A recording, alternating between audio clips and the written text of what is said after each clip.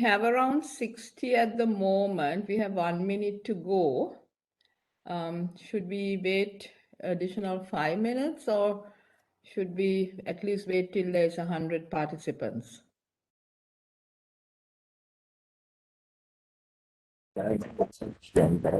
Yeah, I think, Madam, it will recover by the 100 soon. I think now 100 we will start. Okay.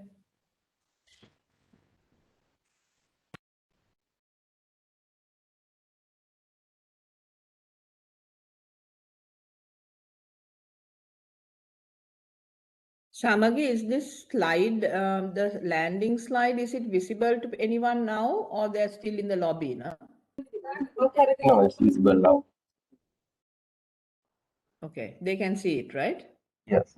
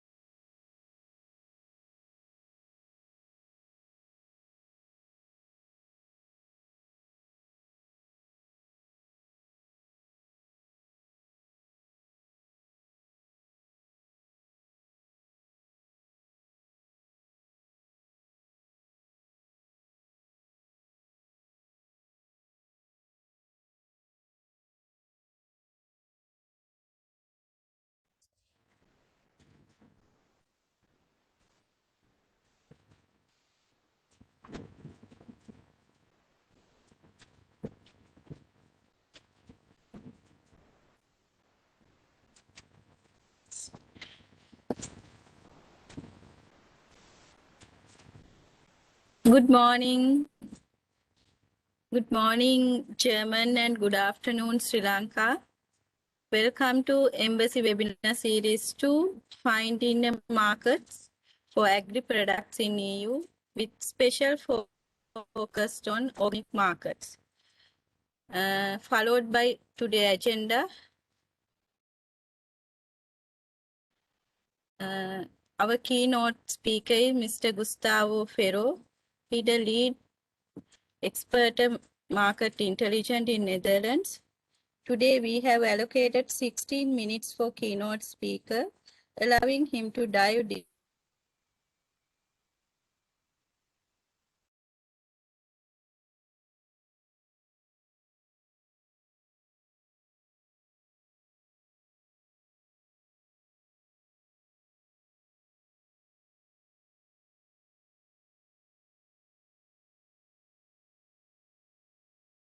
in the chat to moderator.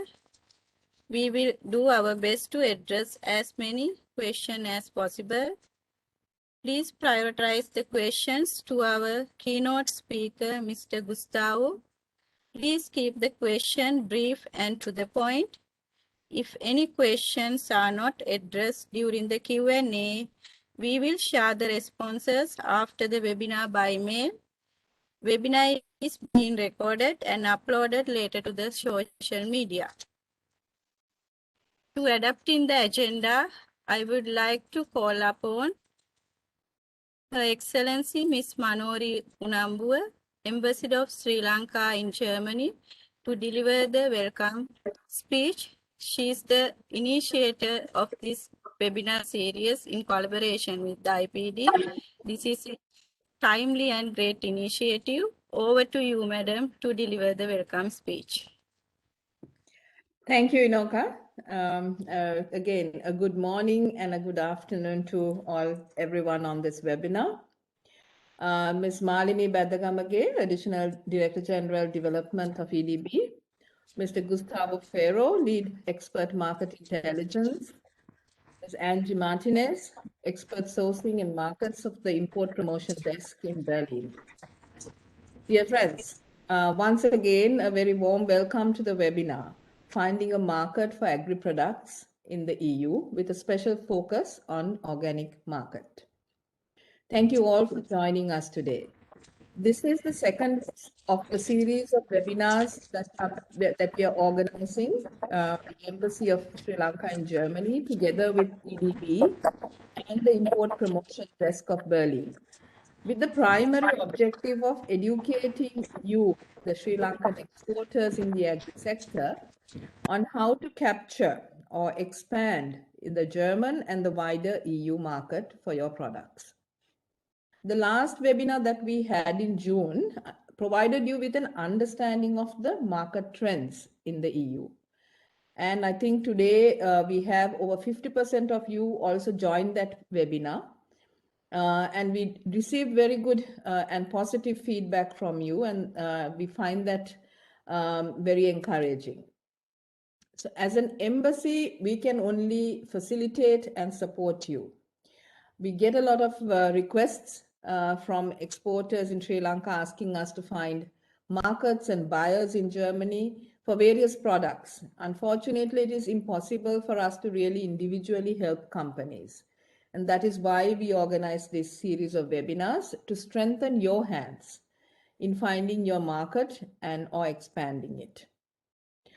Especially with COVID-19, I think the traditional methods of meeting your buyers by coming to trade fairs here in Germany has not been possible. So now you have to learn how to do that a bit more virtually. And I'm really thankful to IPD for getting us excellent expertise from each area along the value chain, which will help you as exporters with the knowledge and the tools you need.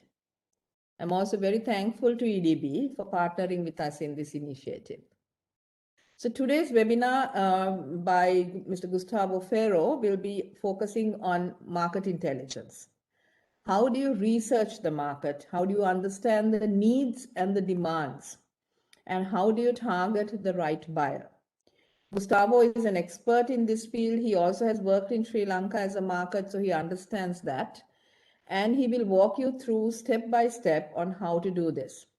It will be a little technical, and I would encourage you to make some notes so that even though we will be sharing the recording later on, it might be useful for you to make your notes now. So with that, we will be continuing this same topic. We are expanding further with another webinar next month on how to approach a buyer. So today you will understand how to find this buyer.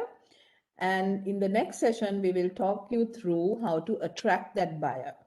Because just simply dropping an email, will it help? Just simply sending your brochures, will they look at it?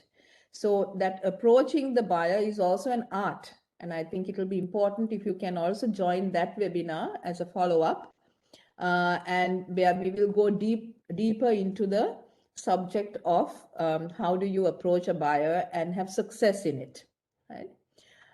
We are also planning 2 more topics in the coming months. One is on quality standards and certifications, especially on the organic certifications, and another topic on sustainability and the supply chain. There is a new law in Germany that's been passed, and it will extend to also EU about the supply chain due diligence. So I think with these 4 to 5 webinars, we hope that at the end of that, you will really be able to have a successful approach to finding your market and getting your orders at the end of the day. Talking about the organic markets, I think we are going to be focusing more about the organic markets in going forward, because with the decision by His Excellency the President Gotabaya Rajapaksa and the government to go 100% organic, that would be really perhaps this is the time for you to start preparing for it. I have met in the last couple of weeks with many associations, policymakers, and decision makers in the organic sector here in Germany. And I also met with standards institutions and with organic fertilizer companies. And they have all been really appreciating this decision. And in fact, the head of the German Organic Research Institution, FIBIL, told me, your president is our hero, because he's made a decision which Germany for the last 40 years is trying to move into organic. At least we're still at a 10% only. So I think in Sri Lanka, we have created an opportunity for us to really get a substantial market share here in EU, because there's a growing demand for organic products, healthy lifestyle, and people cooking more at home. We heard about it from our last speaker in the last webinar from Lydia Garrett, about the increase in organic produce demand. So I hope you will find this session useful, and it will help you to identify the right buyers here in EU today. And I wish you a pleasant session today, and thank you so much again for being here. Let me now hand over to Ms. Angie Martinez from IPD to give a brief overview of the IPD activities, and also to introduce our keynote speaker. So thank you very much. Yeah.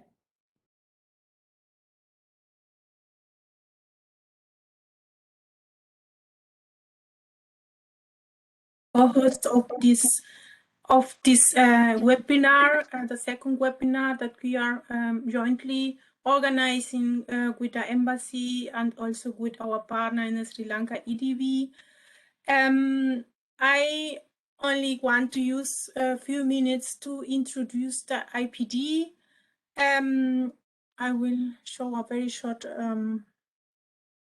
presentation.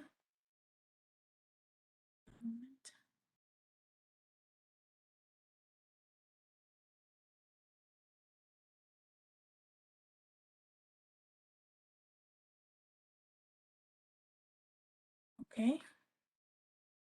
Yes, my name is Angie Martinez, expert sourcing and markets natural ingredients from Sri Lanka.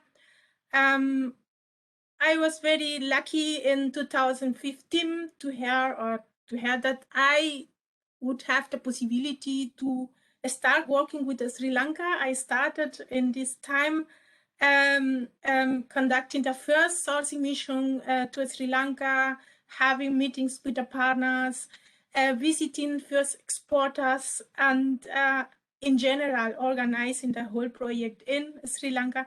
And I was very impressed of the country and also of the level of the companies that we could meet in this time. And now, after my maternity leave from 2018 to 2021, yes, after June 2021, I am back. My colleague Maria Paula Gomez, maybe some of you know her. She was replacing me very efficiently and working with you in cooperation and to conduct the projects in Sri Lanka.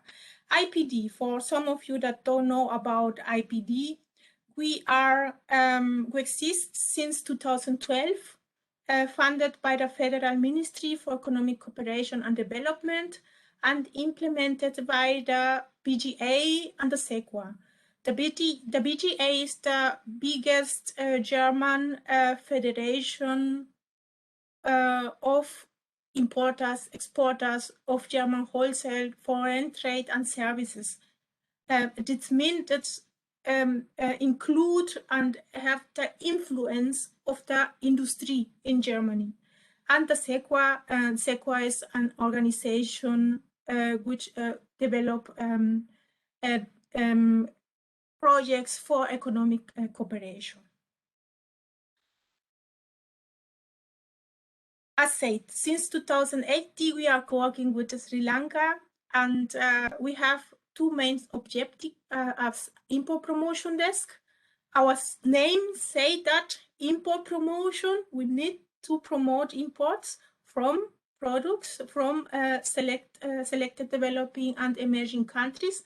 Now we are working with 13 countries in our fourth phase. One of them is Sri Lanka. We are starting the second phase with Sri Lanka, that means. And how to do it, how to promote products from Sri Lanka. We say, okay, to promote products from Sri Lanka, we need to work with exporters. But not all the exporters have the experience in the European market. They maybe were not in contact with European importers.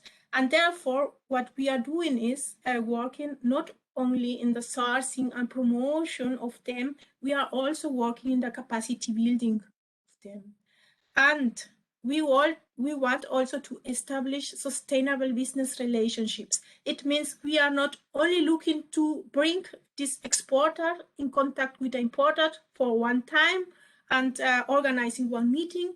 We are working with exporters during at least 3 years in a row and accompanying the whole B2B process, yeah, to open the market for the exporters. And how to do it, you see, I have in the IPD objective, I have underlined the word sustainable, because we need to work in the sustainable way with our exporters, with our partners. And therefore, it's very important to remark that we need to work with EDB, and we are working therefore with EDB to make our work sustainable, because in case that we after maybe this period, we decide to not be anymore in Sri Lanka, it could be, or maybe to change our focus in another sector, then we have to be sure that we will be having our knowledge, we will be transferring our knowledge to the partners organization in Sri Lanka, the local partner like EDB. Therefore, we are also working in strengthening the capacities of EDB in this time. Okay, it does mean that we will be finalizing the project in Sri Lanka by 2023 or so on, but we have to be sure that we can transfer this information, and also locally you can use the tools of EDB to work in the opening of your market in Europe. Now, with this topic that is very important, the market research, research of in Europe, we would like to work with you or to show you what moment. We will show you what means to work and the basic information that you need to open the market. It means when you come in contact with the first European importers, maybe if we invite you to participate in B2B meetings, then you have to know not only your product and the characteristics of your product, you have also to know how the importer knows your product. It means if you say to him, okay, I am producing kettle syrup, then you have to be able to compare it maybe with a maple syrup. You have to be able to explain them what it means that what are the principal characteristics of my syrup, and in which market, in which segment, in which sector I am working or I would like to work in Europe. Therefore, Gustavo is working with us also in the training of EDB, that we jointly can support EDB in preparing market intelligence reports, to have guides to prepare such kind of reports. Okay, and now I would like to give the word to my colleague Gustavo Ferro. I am very happy to have him here, and I hope that you can use this guide, this guiding and this information to prepare yourself by contacting European companies in Europe, but not only in Europe, also worldwide. Thank you. Thank you, Gustavo. Thank you, Angie. So I'm going to share the screen also. And thank you, of course, Ambassador and EDB for this invitation. It's a pleasure to be here to share some information. As Angie mentioned, I have been in contact with EDB in a market intelligence training that we are doing. It's like a coaching project, which is very interesting. And we are addressing the subject of market intelligence. So what I'm going to do today is to expand a little bit on the subject with you guys. Let me just adjust my settings here so that you can see my full screen. If you guys can confirm that you can see it correctly. Angie, I can see you, so if you do it like this, that it's, thank you. It's the one with the camera that is open. Thank you guys for the confirmation. So today we're talking about market intelligence, but what I would like to do is to mix a little bit the theory with the practice. So as Angie mentioned, what is important is that you guys not only understand how the market works and what the channels are, but also how to get into that and how to research by yourselves. The idea here is that not only are we giving general information and very generic types of lists of buyers, but that we are teaching you and trying to empower you with some tools to do that, some tips and tools. So this is the idea of the session. Before we start, let me just introduce myself so that you know what you can ask me and what we can discuss. It's important that you know my background so that you can target also your questions to me. I'm an independent consultant, specialized in promotional sustainable trade and natural ingredients for food, cosmetics, and health products.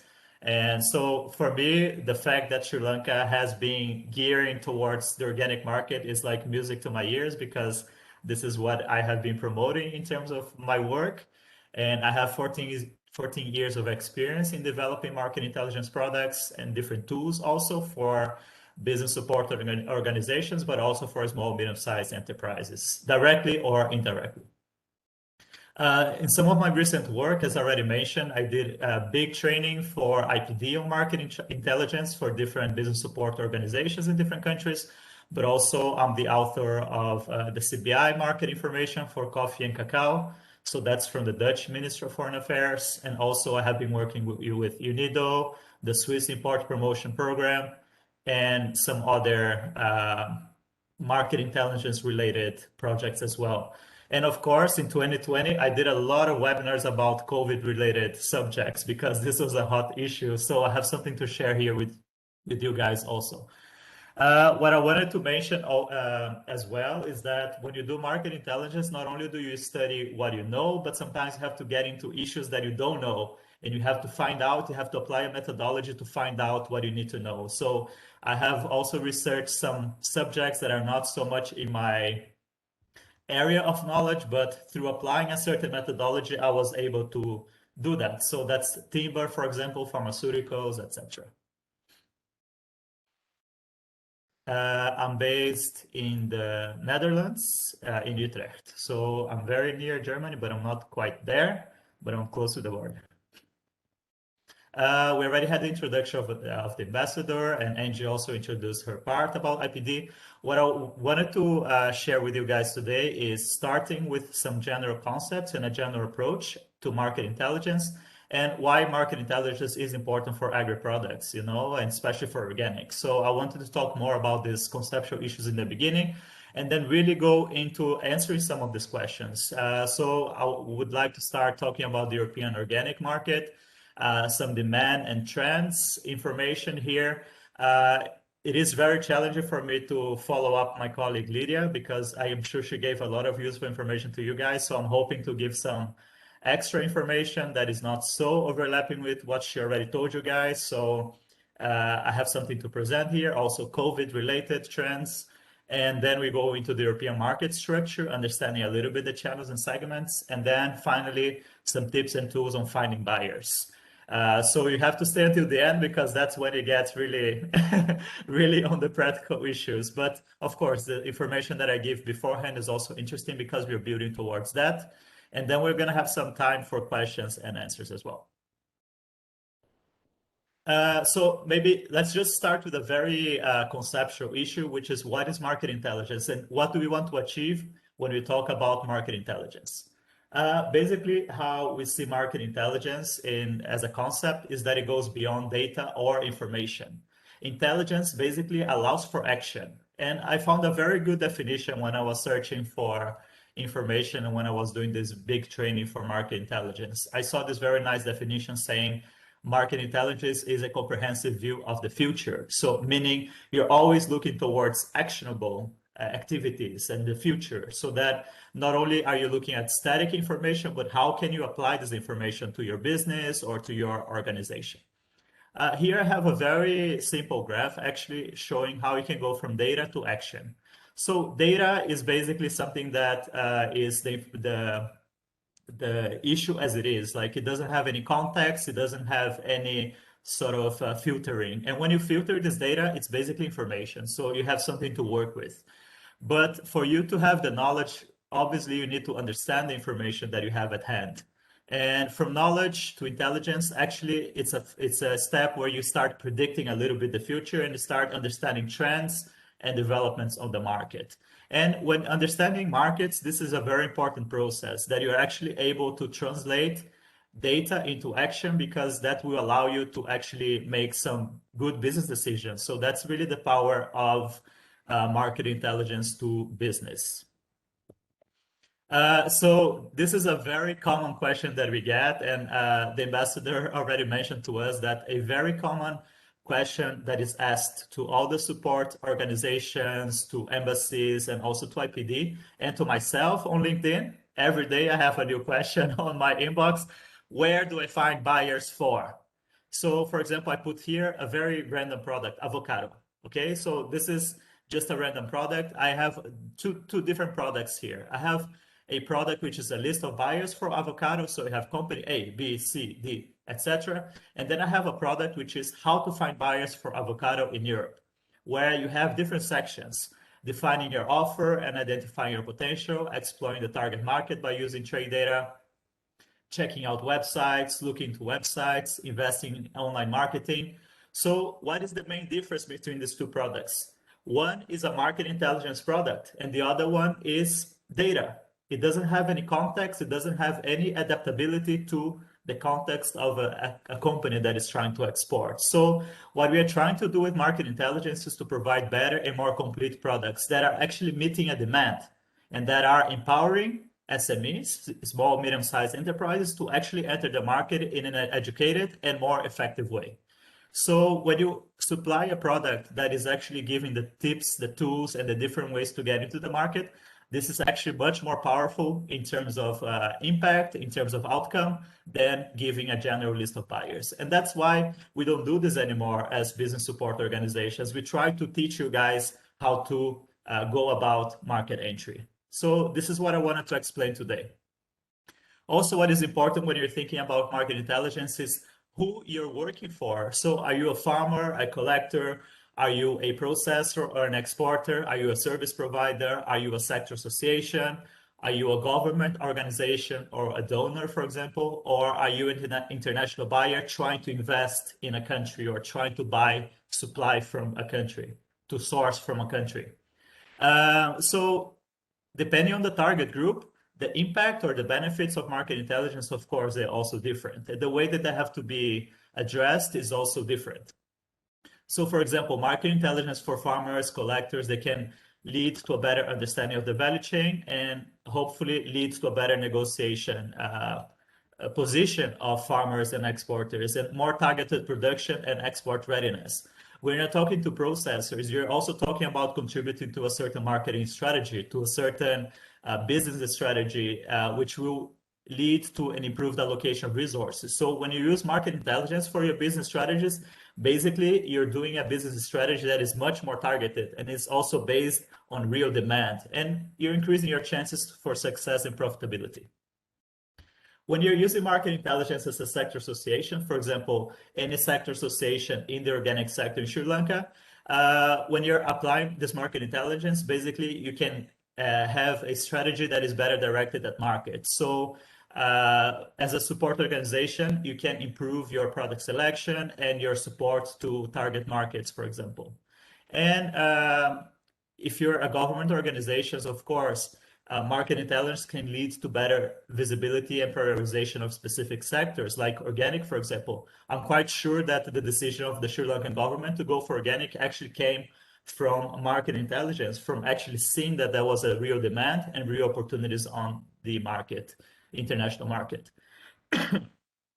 If you're an international buyer and investor, of course, market intelligence can also help you understand the context of a country and can help you de-risk your operations when sourcing from a specific country. So as you can see, market intelligence has many faces, many different ways to benefit different target groups. So it's important when you're doing market intelligence that you define who your target group is so that you can really write and you can really communicate with this target group. So when you're thinking about the product that you're producing, you should, of course, think about your beneficiaries and how they will apply this knowledge. And first, before thinking about the format or the delivery, etc., it's important to focus on the content. What do you want to communicate in your market intelligence product? So this means researching with a purpose. Meaning what issue are you trying to solve in your market intelligence products, and which pieces do you need to solve this issue that you're trying to work out. This means that your research questions must be workable and they should be concrete enough that you can find answers to them. These are some general questions that you can use in your market research. For example, is there a market for my products? Do the products meet the market requirements of European market, for example, of German market? In which market segments do my products fit? Who are the competitors and how does the target group perform compared to them? Through which channel can you reach buyers? Where can you find a buyer? How can you approach a buyer? As you can see here, there are many subjects that you can approach. And there are many different topics that you can include in your research that are derived from these questions. For example, trends, trade data, doing business, channels, segments. These are all the issues that you can potentially include in your research. Today, we're discussing a very specific general question, which is where can I find a buyer, or where can I find markets for agri products or for organic products specifically. So we're going to focus on this question in order to work out the theory, the concept. The question, where can I find buyer, is not yet workable. The reason for that is that this question is just too general for you to find answers for. So you need to break that down. I'm going to show you guys how to do that. Usually when you're looking at a question like this, where can I find buyers? You're looking at some visible issues that companies are facing, for example. The question, where can I find buyer, is coming sometimes from the fact that a company doesn't know where to find buyers. So companies don't know where to find a database or where to search for buyers in general, or maybe they cannot find sufficient business contacts at a trade fair, for example. Or maybe the company is a startup that has no market experience in the target market, so they need some support for that. And there are many more things that you can see that are symptoms of a problem, but there are many issues that are lying underneath that you cannot see at first. The question, where can I find buyer, can come from many different issues that a company is facing. For example, maybe there are no specific trade fairs in the sector that can bring these buyers together. Or maybe the sector is very consolidated and there are only a few large buyers. Maybe the buyers are very scattered and not organized into sector associations, for example. Maybe the sector does not have established trade structure. Maybe there is an existing database of buyers, but it's integrated into a news portal. So these are all the things that you cannot see at first because you're only looking at the symptoms, you're looking at the problems. And for you to find answers to these problems, you need to dig further. So this is where I have the metaphor here, that you have the visible issues, which are the tree, but then you have the root of the issues, which you need to find out through market intelligence. Okay, so this is basically the concept that I want to communicate to you guys here. And what is the right tool for you to find exactly the answers to this problem that you're facing? Is sub-questions. So you need to break the question, where can I find buyer, into more specific sub-questions, because you need to dig further. You need to dig deeper into the soil in order to find the root of these issues and to find the data that you're looking for. And of course, you need to find the right research methods to research and to answer the sub-questions. And I'm going to show you guys some of these sub-questions and research methods. So for example, some of the sub-questions that you might have when you're looking to find buyers are, what are the databases that I can use to find potential buyers in the sector? Which trade fairs are important in the sector? What are the sector associations that potential buyers are members of?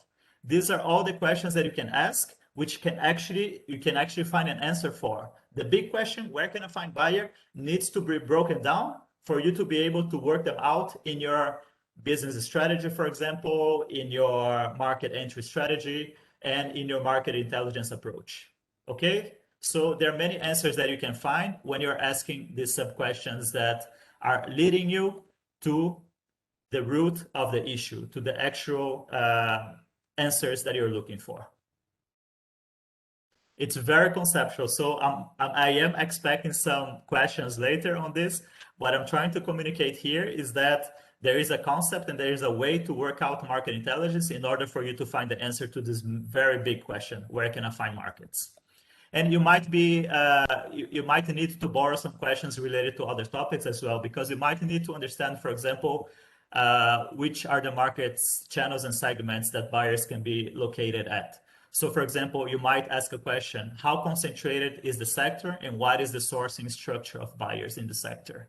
So for you to find answers to how to find buyers, you need to break it down. You need to find better questions. You need to find smaller questions. The next step is to try and cluster these questions into specific groups. So here I gave you a few examples of questions that you can group into finding buyers, for example, market channels, and trade data. So for you to find the answer to your question, you need to have a very organized way to do market intelligence, and you can put that in an outline. And then you need to organize your research into logical steps. And the logical steps that you have in your market intelligence will depend on the issue you're trying to solve. It's important that you give a very clear sequence, that you have a very clear sequence in mind as to what you're trying to answer. So for example, I'm trying to identify interesting buyers in the market. So I might want to answer this question by first looking at demand data, for example, at the big picture. What are the figures and facts and dynamics of the market? And then you can start selecting and zooming into very specific target markets. And in those markets, you might want to work out the market channels. So for example, you might understand the market structure and the roles and relationships in the value chain, for example. And this will lead you to an understanding of the different types of potential. And then finally, you can go into the specific tools to identify buyers and start assessing the suitability of a buyer based on a few parameters, for example. So it's important in market intelligence that not only that you ask the right questions, but also that you give a certain sequence to your activities in order to find an answer to this question. And this is an example of the questions that I'll be answering today. And I'm going to show you guys how to start answering some of the sub-questions that I have organized for you guys here into an outline. So I'm going to first talk about the European demand, and then we're going to talk a little bit about European market channels and segments, and then finally finding buyers. What I do want to know is if this is clear, if you can please raise your hand, if the methodology is clear, if the concept is clear, how we are applying market intelligence to answer these questions. Because now we're moving into the very practical thing. So if you can give me a thumbs up, if everything is clear, or maybe you can even already type in some questions. Awesome. I see a lot of thumbs up. So this is a good sign. Great.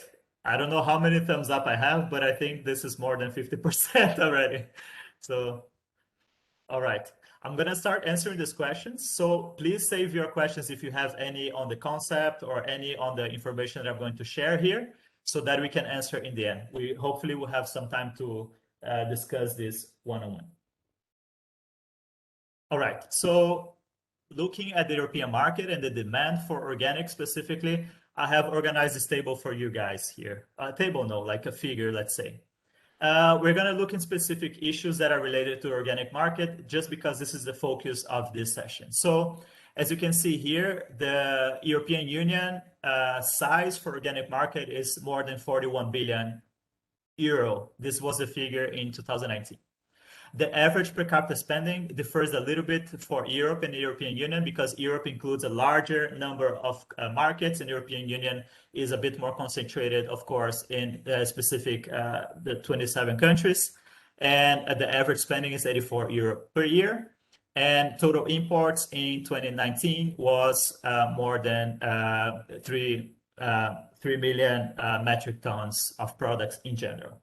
And it's important to look at the position of your country. So what I did here is to look at position of Sri Lanka in 2019 in total imports of EU.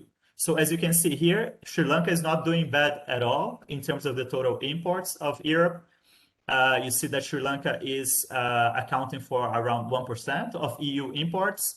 And this is the 21st place in terms of the suppliers to European Union. And this is a similar size to Pakistan and Canada, for example. So pretty good. Let's say this is a pretty good position.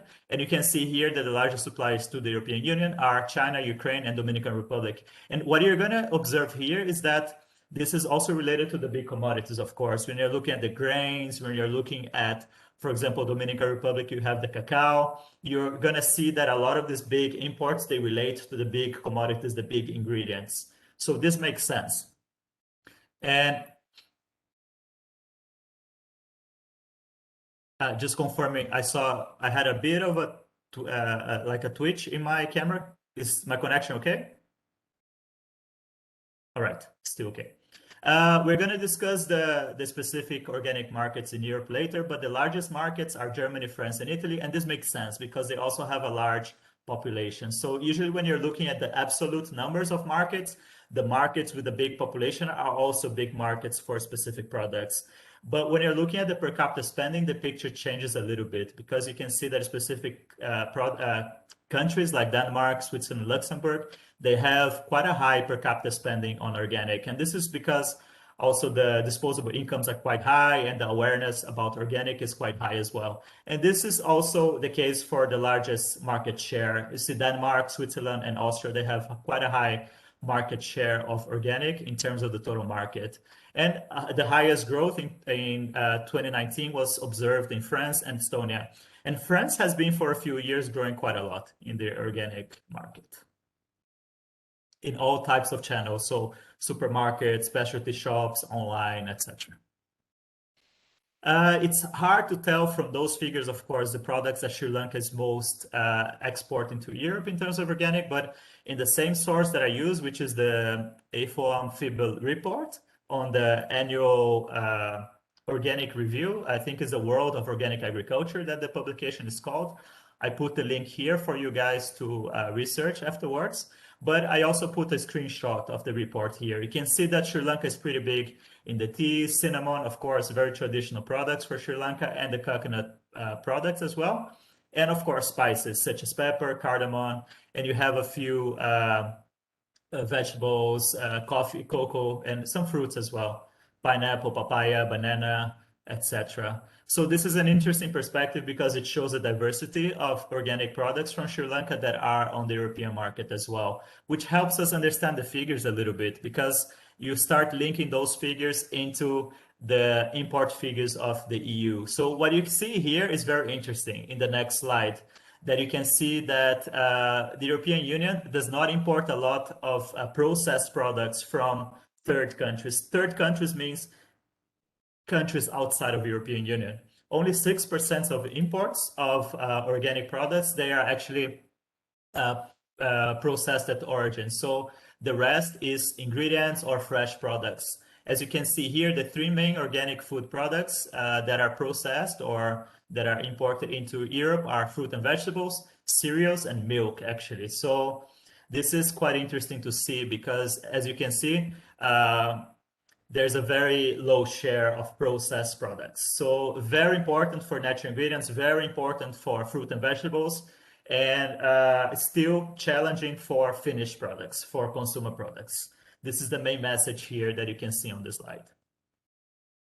Now I'm going to cover a few specific growth categories within organic, and maybe Lydia already touched upon some of these points in the previous seminar, but let me just go through them very quickly. And this I try to talk, of course, in terms of COVID-19, because I think it's important that when we look at market trends, we look also at how demand is developing given a specific event, such a pandemic is causing on the market. So it's shaking up the market, of course. You saw that vegan is actually gaining a lot of visibility in mainstream retail, and a lot of European retailers are offering more and more products for a certain population that is requiring this type of products. And you can see that this is pretty much related to health concerns as well. And as it was mentioned by the ambassador earlier, there's more time for cooking. So people do have more time to focus on their health and a little bit on more complicated recipes, for example. But very importantly, livestock is also more or less associated with the pandemics because of the origin of the virus, of course. So there is a certain relationship between consumption of vegan products and the pandemic. And you can see here as well on the right, private label has increased quite a lot in Europe and US in terms of retail sales. And you can see historically and in the last years, retailers are more and more specializing. So retailers are offering products under their own brand, which have organic certification, fair trade certification, and a lot of, premium categories. So you can see that there's quite a proliferation of options there for consumers. And COVID-19 actually accelerated the private label trend because consumers, they have turned into buying more goods at supermarkets. And this is because for a long time in 2020 and now in 2021, a lot of the specialty shops, a lot of the more specialized stores, they were closed. The lockdown led to the situation where there was a certain concentration of purchases in supermarkets. So this is an important point here. You can see here that fresh fruit and vegetables, actually the sales went down a little bit because fresh produce has faced a few problems in shipments and distribution. As you know, fresh produce requires very specialized type of distribution, just-in-time delivery. So this has actually suffered a little bit, especially in the beginning of COVID last year. And COVID actually led to a revival of the frozen categories. In the UK, for example, up to September 2020, there was almost 14% growth in frozen categories. So you can see here that this has increased, but as a long-term trend, it's difficult to say if this is going to hold because the long-term trend was indeed for more fresh products. Let's see how the market will develop. For healthy snacks, of course, the use of dried fruit, nuts, and seeds, very important.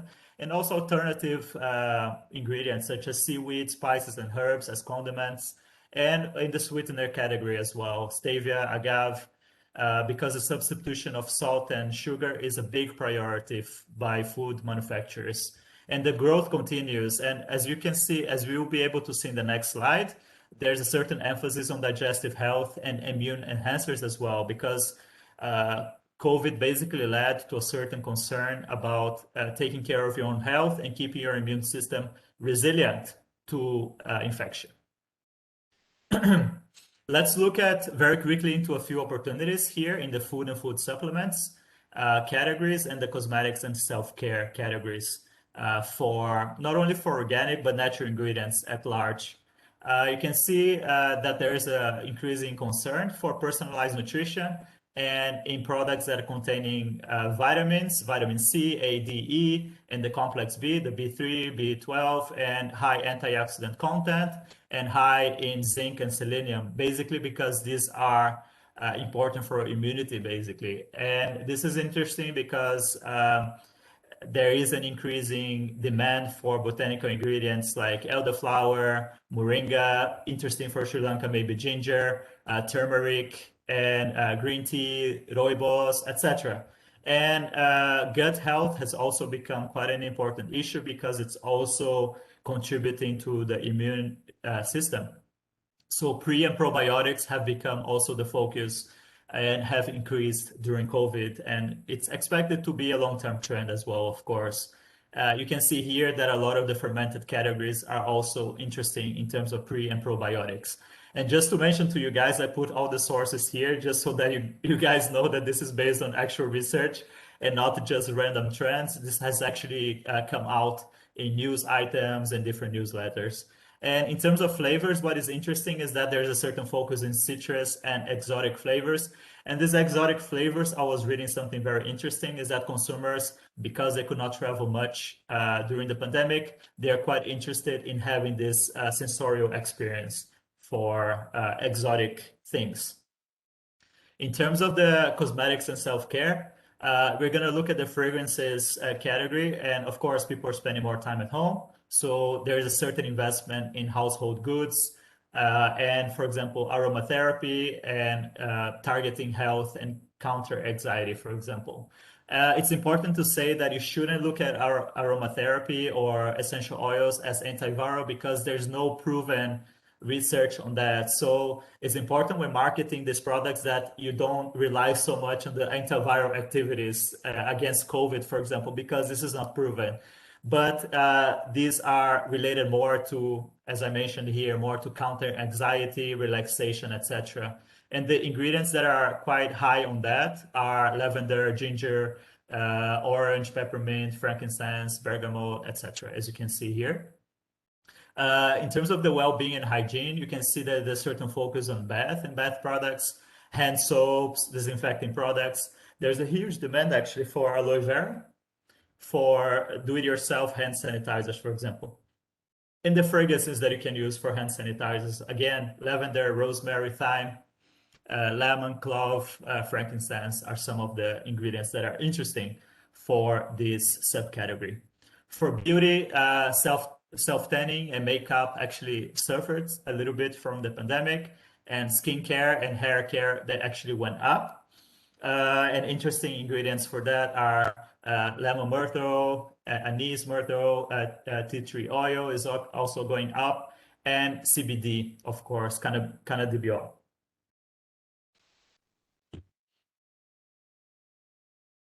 All right, let's move on to the market channels. I'm going to present to you guys a very simple figure in terms of how you should be looking at market prospects. The first one is understanding the market profile and the structure of the market. So questions like how consolidated or vertically integrated is the segment? How many steps are there in between me and the consumer? How are products distributed and what kind of companies are operating in this market segment? And then later, you should also ask yourselves more vertically about how buyers are profiled. So not only should you understand the market in terms of channels and segments, but also how buyers behave and how buyers are structured. So, for example, questions like what are the main characteristics of buyers, such as size of the company, requirements, mission and vision, main products, level of processing, their function in the value chain is very important. What are the main product categories that they purchase? How is the purchasing structure within these companies? And who do you need to talk to is also important. So when looking at channels and segments, it's important that you ask both questions. So horizontally, how are these channels working? And vertically, how do buyers work in the segment? So these are the two main things that we're going to be looking at. Not so much of the vertical question, because as the ambassador mentioned in the beginning, this is something for a later webinar, but mostly let's look at the market profile and structure and touch very lightly upon the buyer profile and the company structure. So when you're looking at the market channels for organic sector in Europe, it's important to understand the different roles of the different countries. And I'm going to touch very lightly on this because there's much to understand about these countries. But basically, you have countries that are net importers, net exporters, or that they have a very good balance between import and exports. As you can see here, Netherlands is both an interesting importing and exporting countries. Netherlands is a large trader with a lot of export activity, particularly for fresh fruit and vegetables, ingredients. Spain and Italy, they have a very good local production as well. So they are a larger exporter than importer for organic products. Central and Eastern Europe, they are very competitive. They have a very competitive product offer. So they export a lot to Western Europe. And then you see Germany. Actually, Germany is mainly an importing country. Even though Germany is such a big trader, such a big producer also, it does offer a lot of opportunities in terms of imports, in terms of being an export market. So this graph shows a lot about these balances, and it shows a lot of the different roles that the different EU countries have in terms of imports and exports. And the conclusion here is that Germany, of course, is an undeniable gateway into the European organic market, both because it's an important consuming market, but also that imports already a lot of products, both for own consumption and distribution. And then looking at the big picture here, you can see that the main processors of organic products in Europe are located in Italy, in France, and in Germany. And this basically tells a lot about where ingredients are mostly used. So the processing industry, of course, is a big demand market for ingredients. So looking at where processing takes place is also telling you where markets take place, where markets are located as well. But as I mentioned before, Italy has a big production, France has a big production, so a lot of what is processed in those countries is also produced locally.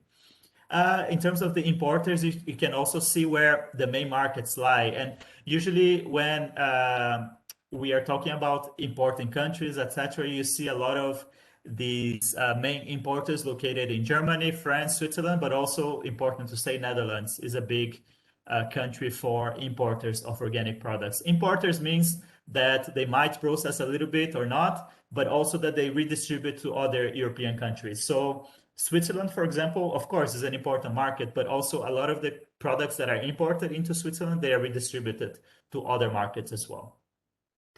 I already talked about the retail sales and the growth and the share and the per capita consumption. I talked about it earlier, but my main conclusion here in this map is that you can see a certain concentration of where the markets are and where most of the dynamic activities in the European market are in terms of organic. Of course, Southern Europe still has some development to do in terms of the size of the market and the level of awareness of consumers, but it also is an interesting region to explore in Europe. But as you can see, most of European activity for organic market is located in Central, Western Europe and in northern parts of Europe, such as Scandinavia, as you can see here. One thing that is important to ask yourselves is, are we targeting the right segments per country? Because the organic market has developed differently in each European country, of course. And this varies a lot because of consumer behavior, the retail market structure, and the level of the production that is taking place in that country versus the imports. As I explained earlier, Italy, for example, has a lot of production. France has a big production as well. So that also influences the extent to which a country can be interesting for you as an exporter of ingredients, for example, to European market.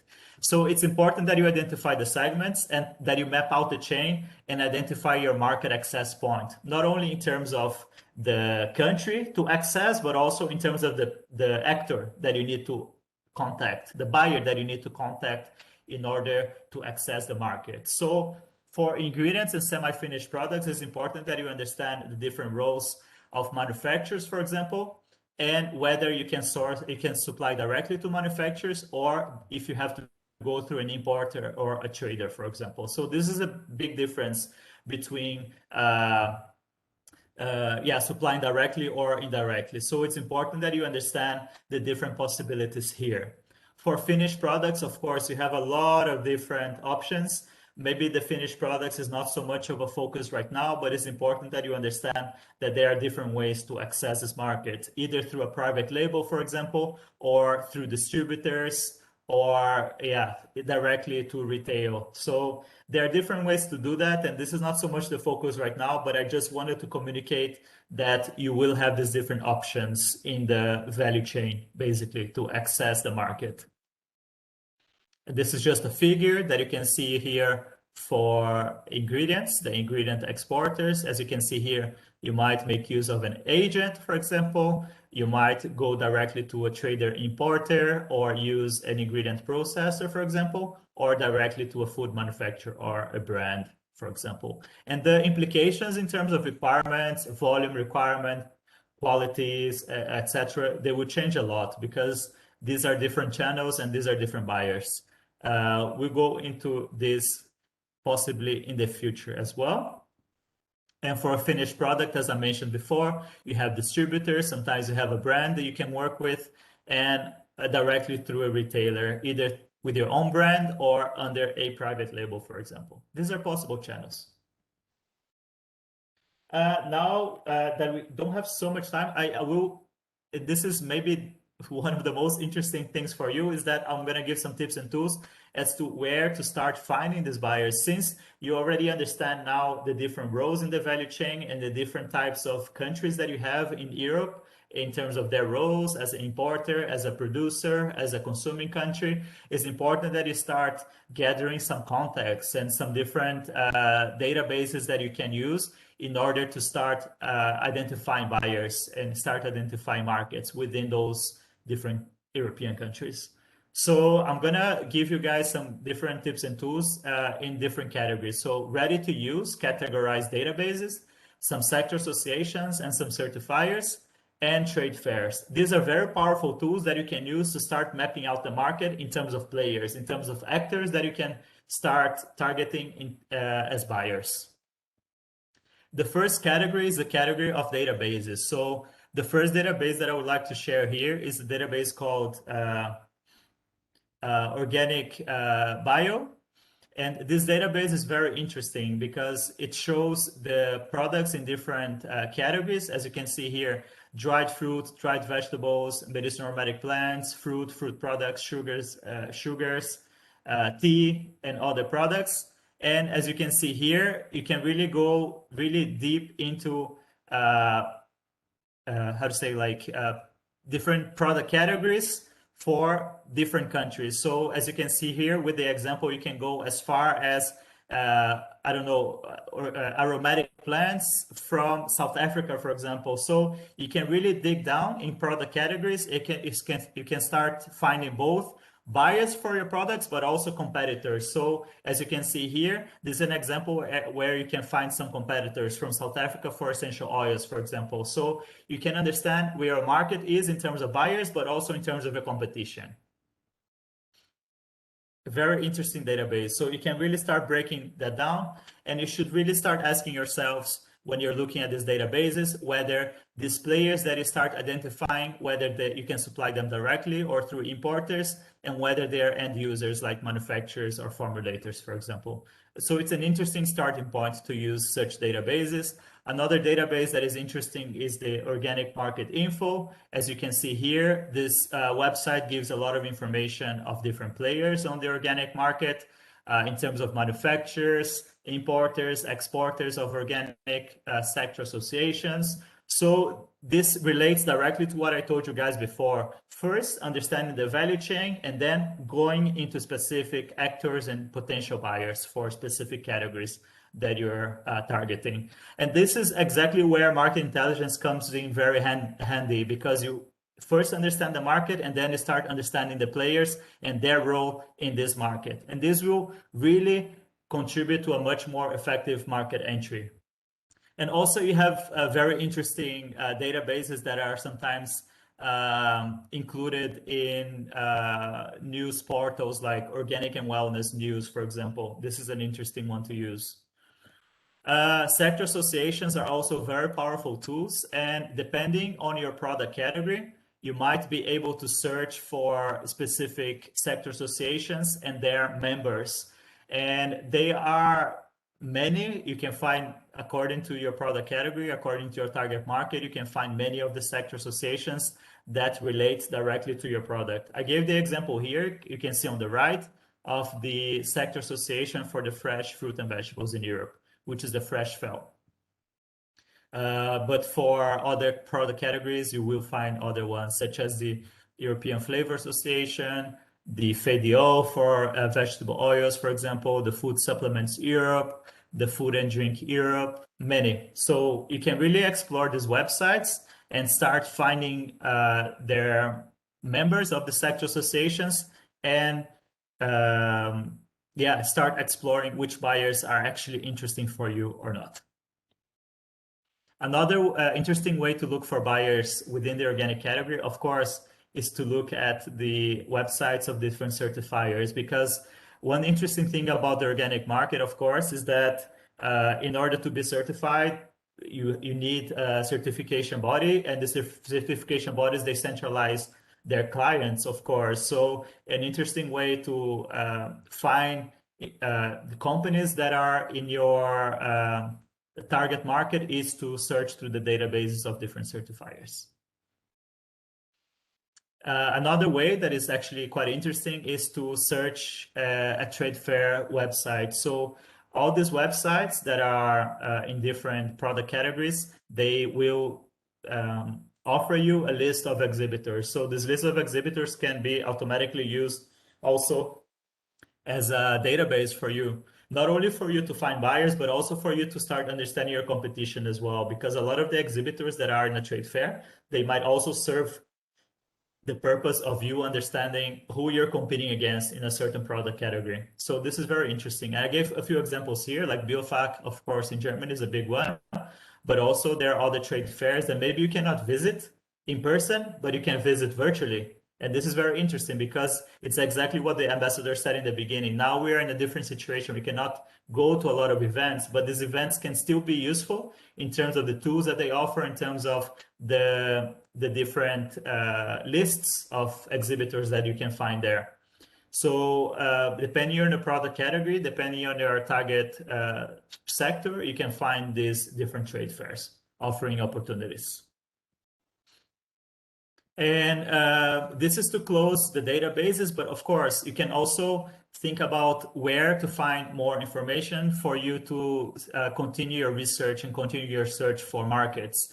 And usually how I think about this, I think about a sector level, and I try to think about the sector associations that that I can find for the different sectors and subsector levels, and news portals, magazines, etc., that I can find for the different product categories as well. So at a sector level, for example, I'm using the example of food here. You have the big sector association, Food Drink Europe. And then for the news portals and magazines, you have the Food Navigator, which is an interesting news portal for the food sector. But then you might think, okay, this is not very specific for what I'm looking for my own sector, which might be spices, coffee, tea, cacao, etc. So you might think at a subsector level. So for example, when you think about a subsector for food and drinks, for example, you have the European Association of Fruit and Vegetable Processors, you have the fresh fruit and vegetables, you have the chocolate, biscuits, and confectionery that is relevant for cacao, for example. And the same thing that you can apply for news portals and magazines, because you will have more subsector specific information if you search further. So at the same time that the Food Navigator is very interesting as a general piece of information for the general food sector, you will have more specific information for your subsector if you're dealing with ingredients, for example, or confectionaries, or even frozen food. So you can have different databases here you can use to find further information.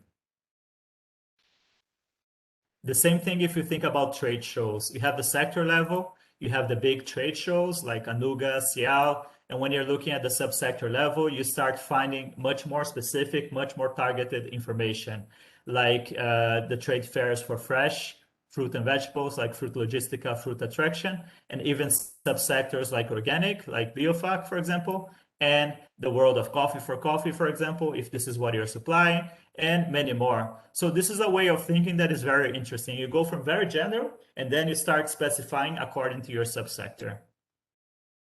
And this is what I wanted to share with you guys today. I know it was a little bit fast, but this presentation, of course, will be on the social media.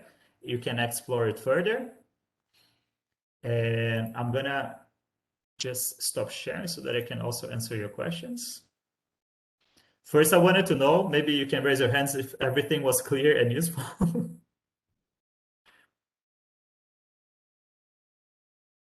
Awesome, thank you.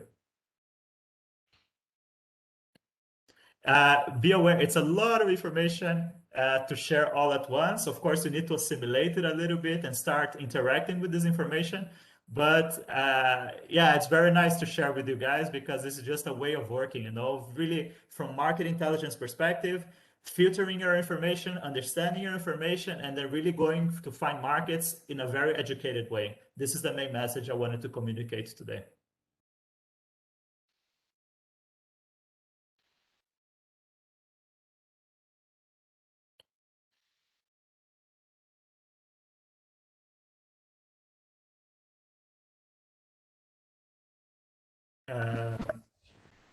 How should we do the questions? I have a question in the chat from Shiraj. Yes. Should I answer that question? Yes, Gustavo, you are welcome to address the Q&A sessions. Do you have any question, participant? Please post your question on chat. Now we can discuss. Yeah, I have a few questions here. Let me see. I have a question from Shiraj. Is sources like LinkedIn?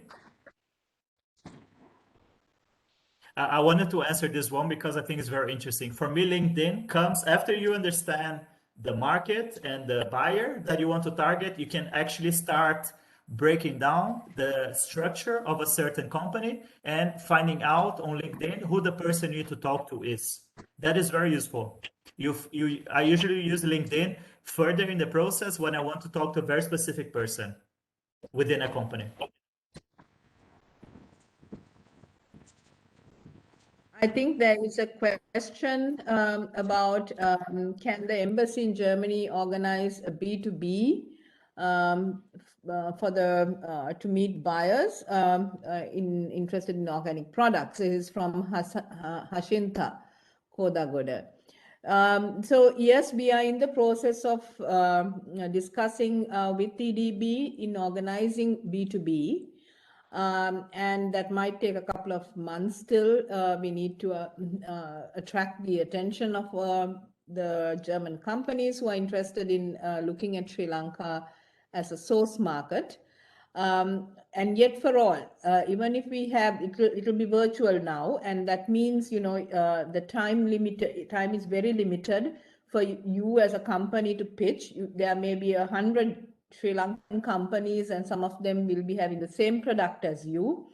So the success of it cannot be guaranteed, that you would, just because you come to meet somebody virtually, you get to know a name and a person, but you may still need to do a lot of more work to really position your product and get the attract the buyer to your product. So I think the session today, as well as the session that we are planning to do next month, will help you in that process. But to answer your question in short, yes, we are planning one, and we will keep you informed when we have that in place. Thank you.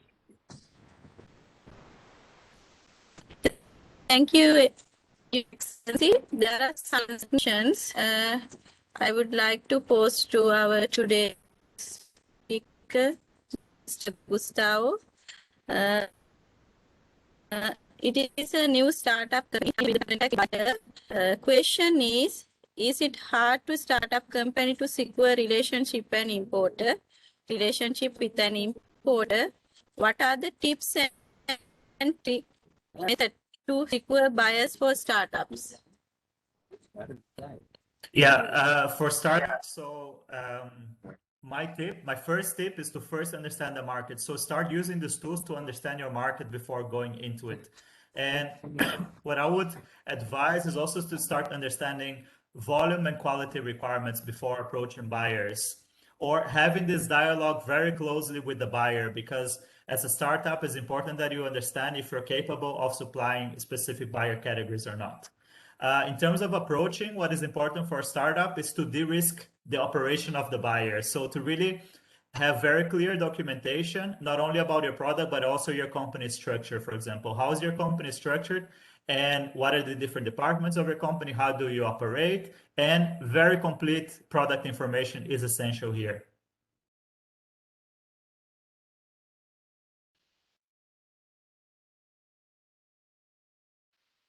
Enoch, I think you're on mute. Hello? Can you hear me? Yes. Okay. If the buyer is satisfied with the export specification, we should have the question is Okay, I saw do this we question in the need to chat, proceed and I the think this is, yeah. And also, of course, Angie and Ambassador, compliment me if you want to interfere. If the buyer is very satisfied with the product and with the certification, it's important for organic that you have a valid certification, EU recognized certification by an accredited certifier. And this is related to another question I had on the chat, that if certification is, mandatory or not. If it's the organic market, the certification has to be recognized. The company has to be audited and certified by an accredited certifier in the country. So this means that it complies with the EU regulation that is that's a legislation. It cannot be equivalent or no. It has to be according to European legislation to be considered to be organic certified in the European market. This is very important. It has to comply with regulation. If the buyer is satisfied with organic, probably because it's organic certified, and you have to keep the certification if you're operating in that market.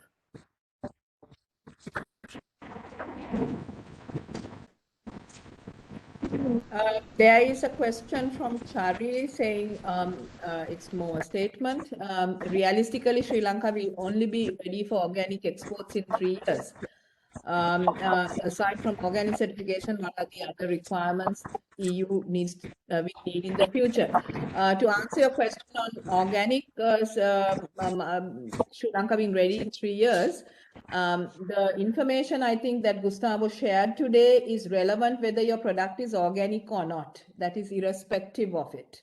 So the process of doing the market research and gathering intelligence is the same whichever the product is. So I think that first process is important. And then when it comes to certifications, like Gustavo said, yes, it is a legal requirement. Therefore, there are different certifying agencies. Some are present. I think EU control is present in Sri Lanka, but I'm sure in the future with the market expanding for inorganic, there will be other certification agencies who will also be available in Sri Lanka for you to get your product certified for organic.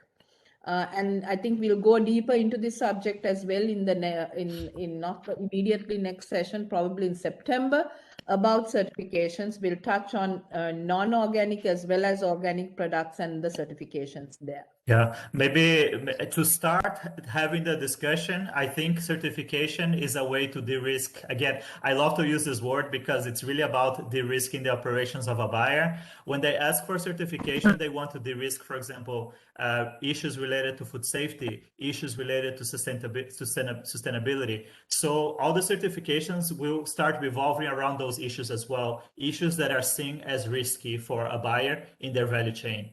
So probably you'll be discussing in September issues like food safety certification like BRC, IFS, FSSC 22000. Sustainability is something that is growing on the market, not only related to organic, but also related to your due diligence process as a company and how you apply codes of conduct, for example, in your company, and how you deal with decent working conditions for your employees, and how you deal with issues like your environmental impact beyond organic. So there's a way to organize your sustainability within your company that will also show your buyer that you have organized, you have thought about it. There are different ways to do it. And this is something to be discussed maybe in the next session, but there are some tools online that you can start creating your own sustainability policy as well. Would like also to complement the answer of Gustavo. I would recommend you to check the links that he has included in his presentation, and also to check the website of CBI, our partner in the Netherlands, and of IPD. And in case that you need specific information, for example, I have shared a link for rapeseed oil, product fact sheet of rapeseed oil or vegetable oils in Europe. Please write us also through the embassy, also through EDB, and then we will be open to help you, to support you. Thank you.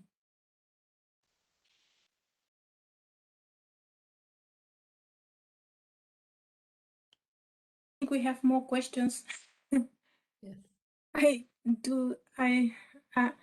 have a question here from Dakshin Da Silva. In current environment with high volume of emails being sent, how do we differentiate ourselves to get our emails read or even sent to the right person?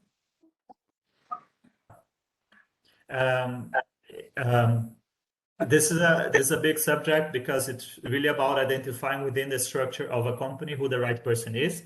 Okay, I'll give a very short answer and a more complicated answer maybe in the future.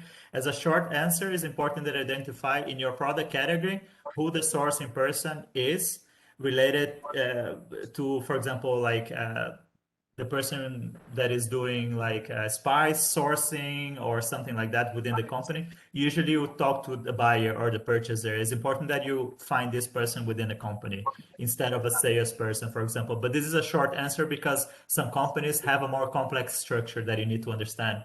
And again, LinkedIn can be very useful for that, because when you find the structure of a company and the different roles within that company, you start understanding who the right person is that you approach. There are some tools that you can find their emails as well, but this is a bit more complex. This is a little bit deeper. If you only have the general email from a company, it's important that you address to the purchasing department, for example. This is already a good starting point, but it can get a little bit more complex if you have a more complex structure in the company. But maybe this is something to address in the approaching buyer webinar. I hope it answers a little bit the question.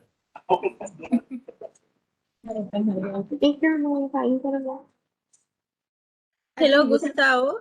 There are a few questions from the participants.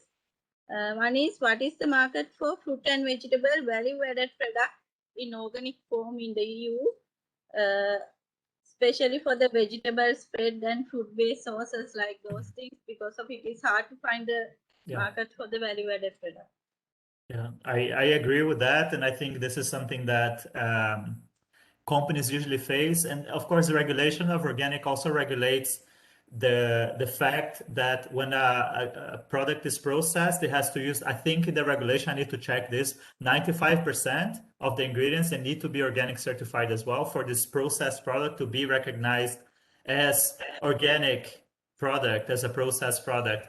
The issue there, of course, of value addition is also that there is an existing industry in Europe for, manufacturing. So you're competing sometimes directly with a certain industry that exists in Europe. So in terms of marketing, this can be very complicated. One of the possible access channels that I can see as potential is to work on their private label, of course. If you have very good food safety, good production capacity, you can explore that option to work on their private label of a brand or even a supermarket. But this will require very, very good food safety and very good capacities in general as a business. Thank you. Thanks. There is a same related product. If some certain food-based products are very new to EU, how would we suggest to go about with those products, with product introduction and familiarity? Yeah, I I love that question because it also relates to regulation. First, you need to check if the product is allowed on the market and the different ways of doing that. So first, if it's a food product, there is a novel food regulation that if a product is not in the allowed list, basically it cannot be commercialized in the EU. This is called novel food regulation. So you need to check if the product is already allowed. And if it's like a food additive, like a color, or if it's a flavoring, for example, there is specific legislation on that as well. The EU works a lot with positive lists that you first need to check before introducing the product, if it's allowed or not. The EFSA, which is the Food Safety Agency, they do a lot of safety assessments of products, and some of these products are not allowed on the market. So this is the first step.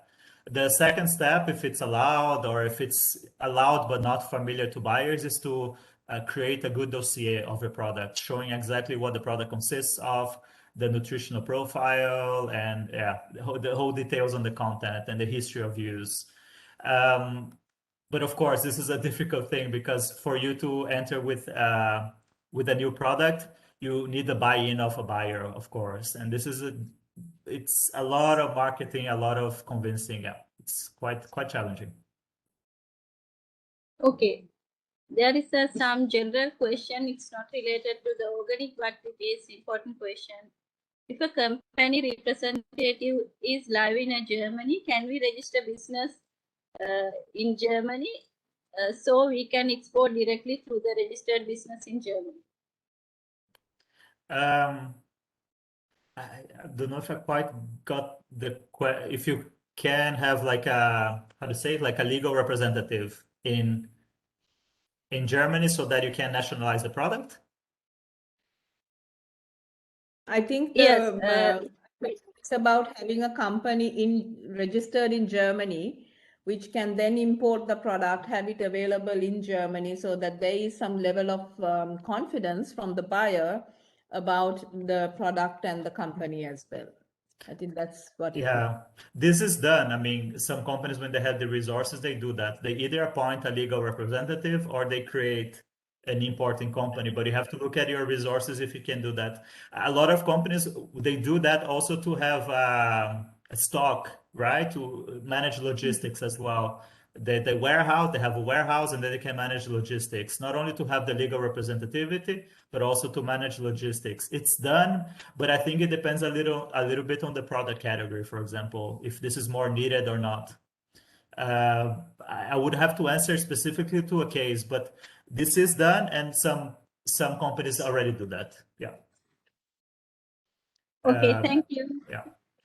Just also, of course, speaking of risks, it de-risks a few operations because the product is already nationalized, of course. So you might look at it from that perspective. Yes, there is another request. It is not a question. Would we have another session for packaging information which comply with the EU market and EU regulation? This is for our Excellency and the IPD to negotiate. I think certainly we can discuss that. I think the topics are getting more and more. Earlier we were planning with 4 topics. Now we've extended it to 5. So yeah, certainly something we can discuss and consider. Yeah. I think there was an interesting question on blockchain. Yeah, Gustavo, there was one on blockchain. I'm trying to find the question. Whether blockchain can be used for certification. Are there any certifiers who are using blockchain? I think there are companies using blockchain in order to create more traceability on the chain, which then contributes to certifications like organic and sometimes even to fair trade and beyond. I would not know. I think there's no certification such as a blockchain certification. I think it's more the system that you implement and how you communicate that within your chain and to your consumers and to your public more or less. I think this is how it's used currently, more to trace and to, how to say, to seal parts of your value chain so that you have more reliability of processes, more transparency. This is the reason why there's blockchain currently. I don't think there's certification, but I would have to research further if they're already certifying blockchain. Yeah. I think there are also a couple of questions about how do you approach a buyer and about, you know, identifying some of the buyers. That I think we will leave it for the next session. So I invite you all to join for that next session. We will send an email with the notification of the next session once we schedule it to all the people who attended this session today. So I think keep your questions on further details about how to approach the buyer for the next session.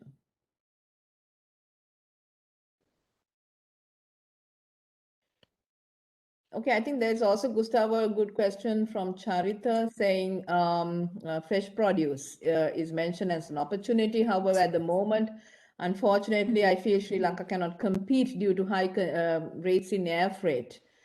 After the pandemic, it's risen about 300%. Any solution for this? Yeah, I saw that question. Actually, when I mentioned fresh produce, I actually mentioned as something that it was a long-term trend, but it was a little bit interrupted during COVID exactly because of this, because of the high cost. Let me think about how other countries have dealt with it. I saw that some countries were trying to negotiate with airlines as a group of companies. So some lobbying is needed there because, of course, air freight is very expensive for any kind of products, and they have become even more so because of the short availability of flights in general. And this is also not only air freight, sea freight has become more expensive, as I hear from other countries as well. The most sea freight and air freight has risen after the COVID. Yeah, I think the only solution that I can think of in this webinar is to really negotiate with airlines as a group and more in terms of lobbying as a group of companies, for example. So as far as I have heard from other countries and companies that I can use as an example here. There is a specific questions.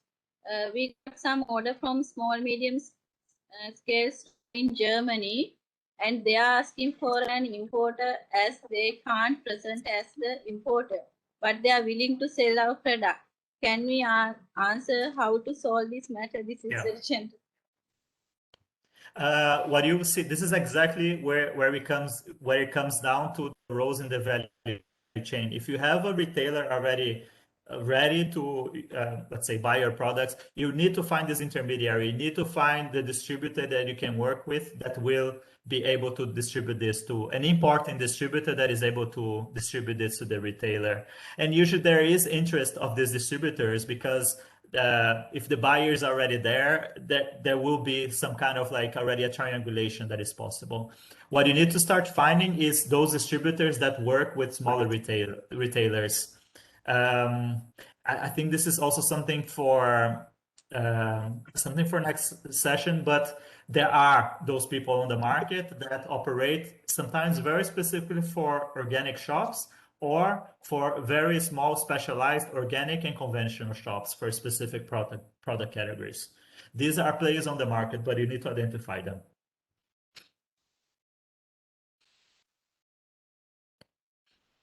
And it all boils down to quantity and costs as well. If you're talking about one pallet to distribute, that's different than talking about a container, for example. So you have to see if the volume and the business will actually pay itself in terms of the effort and investment.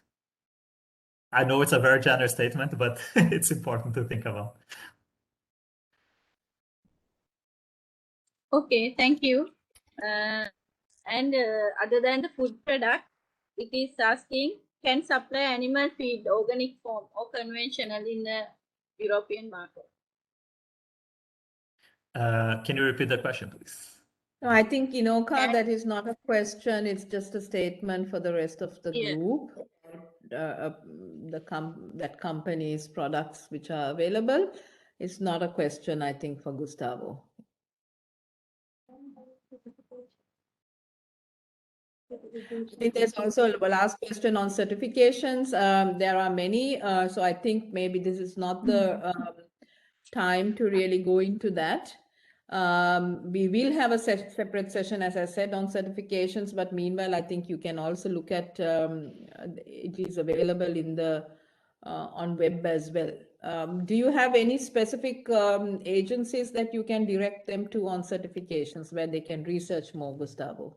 Yeah, there's I'll have to find very quickly here the list of certification bodies which are recognized by European Union in the specific countries, including Sri Lanka, but I have to find here very We quickly. can send it in the follow-up of right. after the event. We will be sending some of the presentation on PDF as well.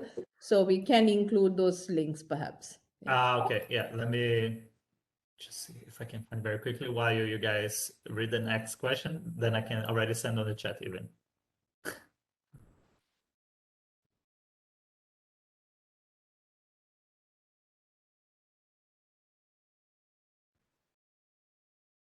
Okay, madam, can we sum up or move Yeah. forward with another few questions?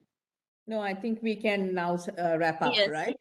Just over the time limit now. Yeah. Okay. I found the link here. Let me just send it on the chat. I'm sorry, just Okay. Go ahead. so please check here if you can open this link, and there's a list of for EU the how to say the recognized certifiers. Okay, thank you very much, Yeah, no Mr. problem. Gustav, for very interesting presentations and explain regarding the questions. To conclude the session, I would like to invite Additional Director General Development, Sri Lanka Export Development Board, Mrs. Malani Baddegama, to deliver the vote of thanks. Madam, over to you. Good morning and good evening.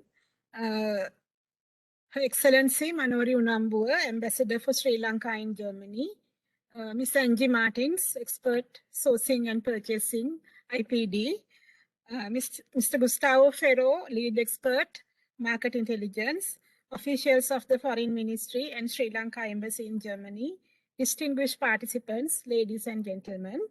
I think today we have been able to conduct a very informative and timely webinar for the benefit of Sri Lankan exporters and potential exporters. As Honorable Ambassador explained, with the recent initiatives taken by His Excellency the President to make Sri Lanka a chemical-free country, more demand could be expected for Sri Lankan agriculture products in the international market. And the information shared by Mr. Gustavo today will be useful for those who need to find export markets for their products. On behalf of the Sri Lanka Export Development Board, I express my sincere appreciation to Your Excellency for the initiatives taken to conduct this very timely webinar series in collaboration with the IPD, and for the embassy staff for the timely arrangement of these webinars with the EDB officials.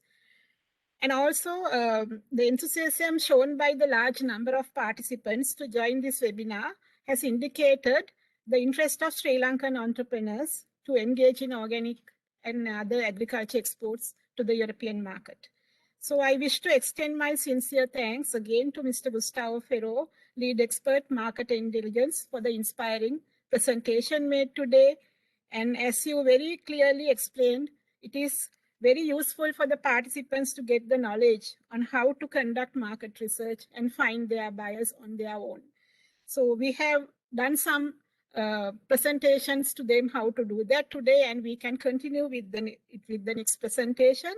The information provided by you today through this webinar is much useful for to properly guide the Sri Lankan exporters to conduct their own market research and find buyers. I also wish to express my special thanks to Ms. Angie Martins, Expert Sourcing and Purchasing, for the continuous support given to EDB, and also finding out a good resource person for this webinar. And I think he's an expert of other products also, like I heard that he is very expert on other products also. So we can make use of his knowledge for future webinars for our products like cosmetics and other things. So also I wish to convey my special thanks to the officials of the Ministry of Foreign Affairs for the excellent facilitation, and EDB officials who work with Sri Lanka Embassy and IPD for organizing this webinar successfully. Last but not least, I wish to thank all the distinguished participants for your presence today and active participation at this webinar. We look forward to meet you again with the third webinar in this webinar series in the next month. As our Honorable Excellency, our Ambassador explained, we will be meeting you again soon with another series of webinar. Thank you.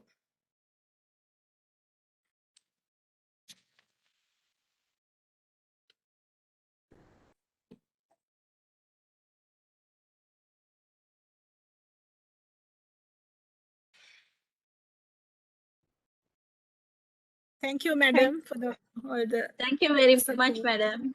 Thank you for Thank you, the Mr. Gustavo. Thank you, Angie. Mr. Gustavo. Thank you. Thank you.